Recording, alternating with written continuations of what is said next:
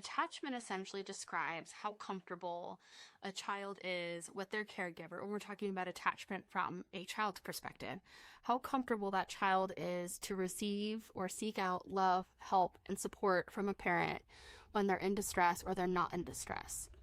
So when we're building attachment with babies, we do things like holding them on our bodies, skin to skin contact, so they can learn. For biological mothers who keep their babies, they've already learned your heartbeat, but they can connect with the sound of your heartbeat, which is regulating since it's rhythmic. And they can also learn your smell. It's a sensory experience for that baby, and they are bonding to you.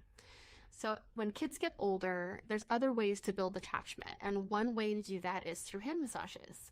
This is something I'm learning to do with my son. My son is 3 years old. He's diagnosed with autism spectrum disorder. So activities like these are so helpful and really build attachment and other sensory integration that's so important. So the only thing that you need is some lotion, right? I like to use one that is scented. This is stress relieving with lavender.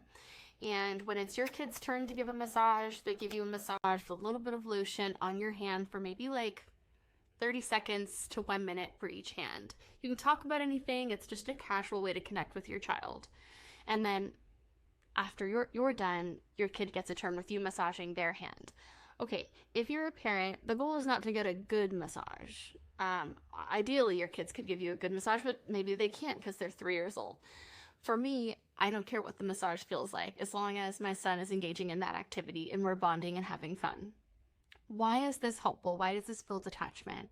So one is it's skin to skin, which is always a good thing to incorporate physical touch into the affection that we give our kids.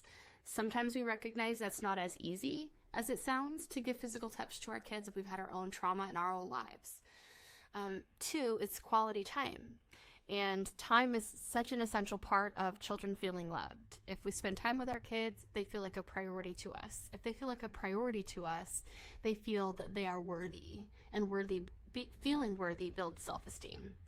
I also really like the idea that this is a sensory integrating activity. So with the physical touch, the sensation of the lotion, for my son, when he does things like this is building skill in a sensory way long term, as well as the smell of the lotion being another layer of sensory integration. This is something I'd love for you to try. If you decide to try it, let me know how it works for you. And just remember, you are enough for your child.